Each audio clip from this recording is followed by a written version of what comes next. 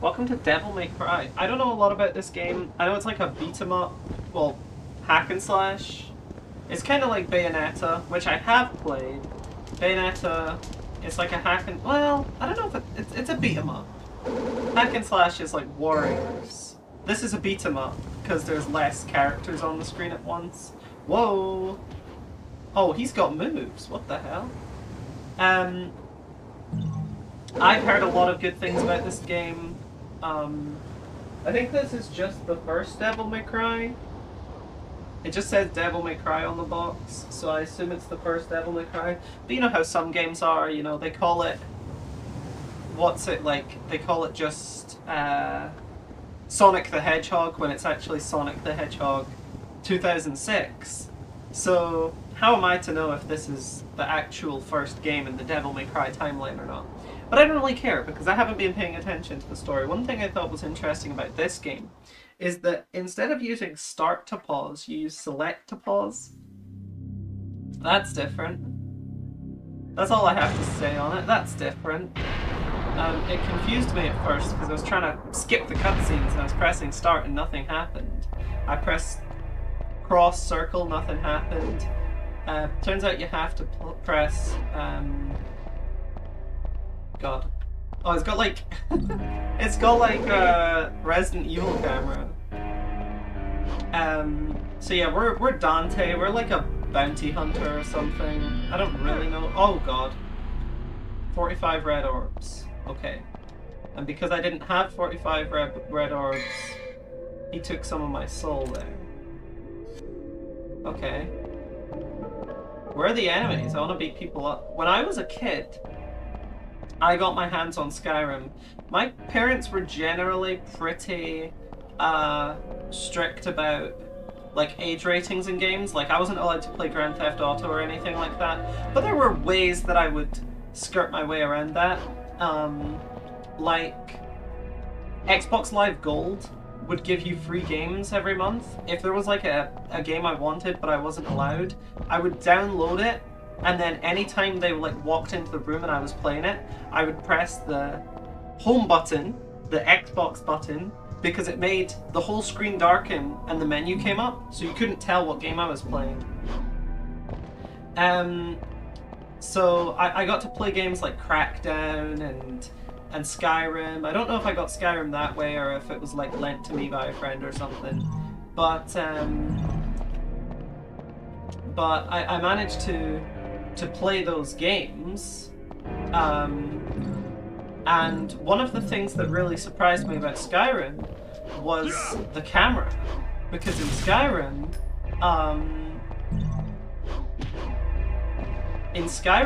not the camera. Why did I say camera? Because I'm playing a game where the camera is bad. The camera's not bad. It is kind of weird, because I'll get to another camera angle, but it'll be like a different point of view. So when I'm holding the same direction, I don't keep moving the same direction. But that's this game I'm talking about. In Skyrim, the thing that always like surprised me was the fact that I'm trying to get up here. I don't know. Can I do it that way? I don't know. You jump with triangle. You jump with the Y button on Xbox. And I was so used to games where you jumped with the bottom button. Like on a PlayStation controller, it's X. It's like A on an Xbox controller, it's the A button. I was so used to games where you jumped using the bottom button that really took me by surprise. I really didn't like that. And the reason that I'm mentioning this is because that's the jump button in this game. But when I think about it now, it makes sense for a game like Skyrim because jumping's not that important. So having jumping be on a button that, you know, when I hold a controller, I don't know about anyone else.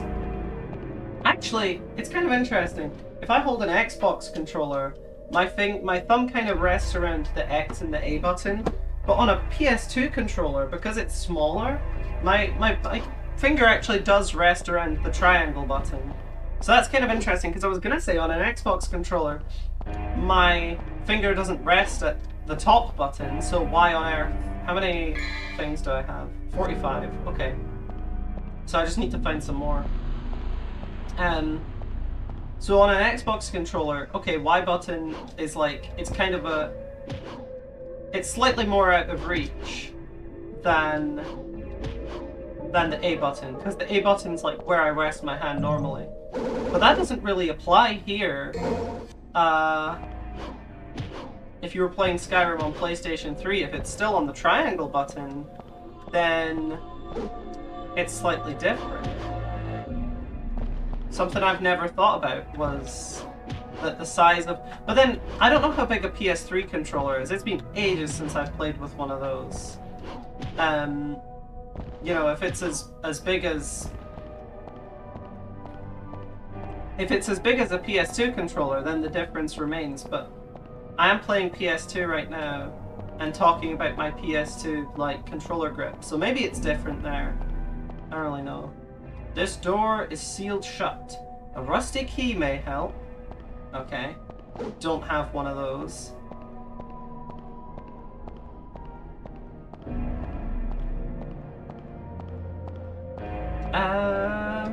Yeah, I don't know where the rest of the red orbs are.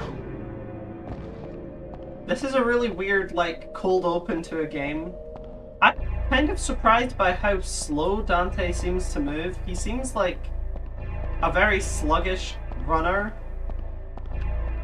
Like, I know the game, the combat is like fast-paced, but this seems kind of like, I don't know, not as fast as I expected from Devil May Cry. Although, to be honest, you know, it's not like he's in a rush. Maybe he is, I don't know what the plot is. Are the red orbs up here? Not been up here yet. I'm like very close to being able to move on. Oh no, I have been up there. Because I climbed up here.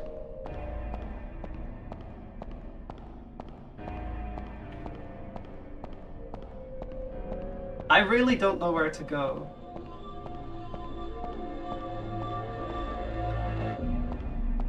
Am I supposed to jump onto this statue or something? I'm so confused. I've been here. It's like behind the staircase. I've been up there. I haven't even got to the combat yet. What?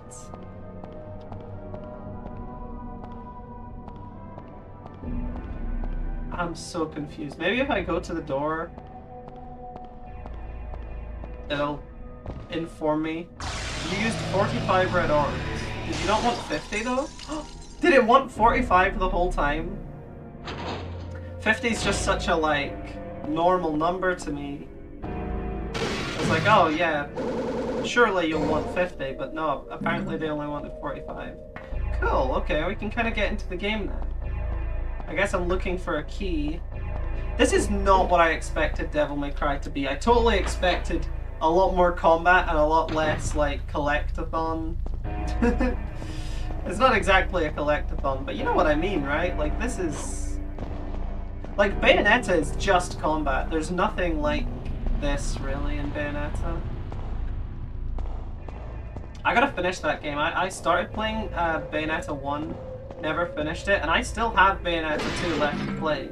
So, Bayonetta 3, well, maybe if I really like Bayonetta, I'll end up buying it. But so far, Bayonetta hasn't really blown me away. It's a fun game, but if she was not in Smash, I'll be honest, I would not have played that game.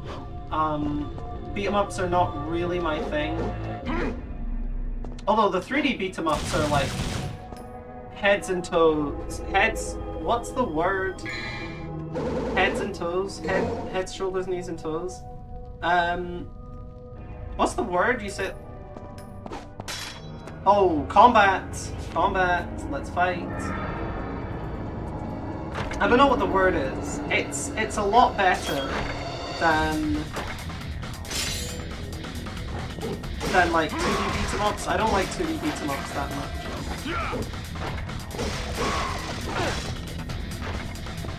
Can I shoot? Hell yeah. can't really do combos. I don't know if I'm like stupid, but I know the game has combos. Like I've seen combo videos of Devil May Cry games, which is so funny to me that like, because in a fighting game it kind of makes sense. You're not like fighting against a computer, but in this game it's like you're just comboing the CPU. But it's still cool. Like that's the thing. If I think of like Attack on Titan tribute game, right? That game, you don't fight other players, you just fight the computer. But like you can definitely make highlight videos, not really combo videos necessarily, but you can definitely make like high score videos and stuff of that game. And it's super sick. Like, you know, if hitting the combos hard, hitting the combos hard. It doesn't really matter if you're doing it on a CPU. Compared to a fighting game where a lot of the exciting part about the combo is sometimes the 50-50s or the reads, stuff like that. Like, that doesn't work against a CPU as much. Like, you can still combo a CPU and it's good as like a proof of concept. But it's not as cool unless it's like showing off something new, I guess. Like in fighting games, you're kind of carried by the fact that it's done on a real person. It doesn't need to be as cool, because it's the fact that you hit it on somebody else without them being able to block it or, like, you know, break out. So there's like a big difference between that. Yeah, I don't know what the openings are for. I think we need to come back here later. But I do know what to do with the rusty key, so I guess we'll go use that. Yeah, like it says like dull or cool depending on how good your combo is. Like, in fact, I'm pretty sure Devil May Cry is what inspired the rating system for the Attack on Titan game. Because if I remember correctly, the guy who made not Devil May Cry, the guy who made the Attack on Titan game also made a Devil May Cry fan game. Like Pixels May Cry was also made by Feng Li, the Attack on Titan guy. I think that's all true.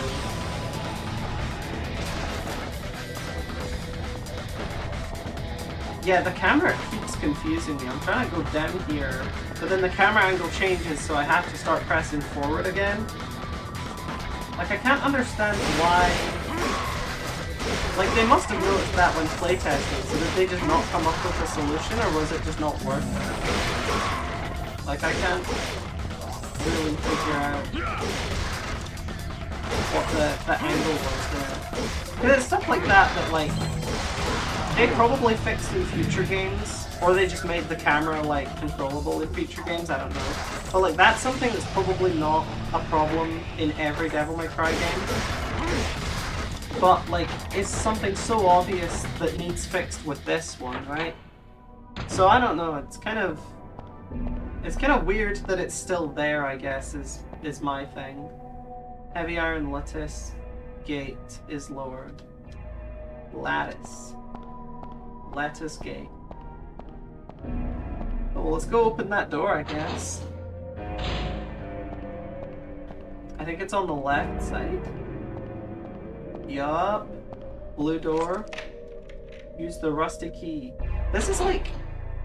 What's it called? Alone in the Dark? This feels like a horror game where I'm just like clicking on a bunch of things to go to the next room. This is not what I expected from Devil May Cry. I expected video game. Also, there's like a hanging dead body there, which is kind of dark. Can I hit it? Can I like pinata it?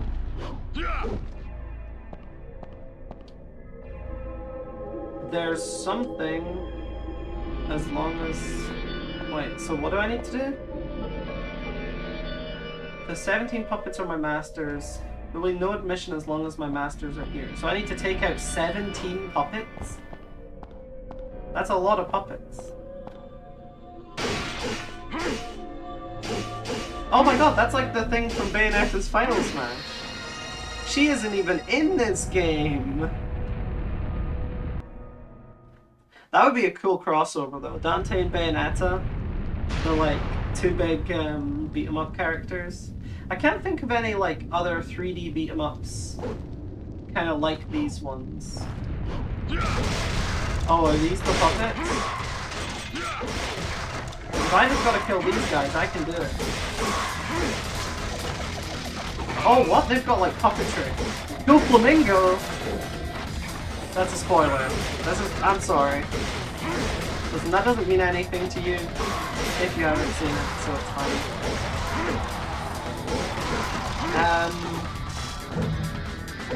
I'm trying to think what other games like this there are. Bloody Bunny. It's not a major game, no one played it except me. But Bloody Bunny is definitely this style of game. That game was awesome. Bloody Bunny. It's this like well, the plot of the new one at least, it was like a reboot. What was it called? Bloody Bunny First Blood or something? If you just look Bloody Bunny up on YouTube, you can watch it. Because it was uploaded to YouTube, like, officially. It's not like a pirate or anything. And, you can watch Bloody Bunny First Blood on YouTube. They made a game out of it called Bloody Bunny the Game. And it's kind of like just a beat-em-up, 3D kind of beat-em-up thing. I went very hard on that game. Like, I thought it was...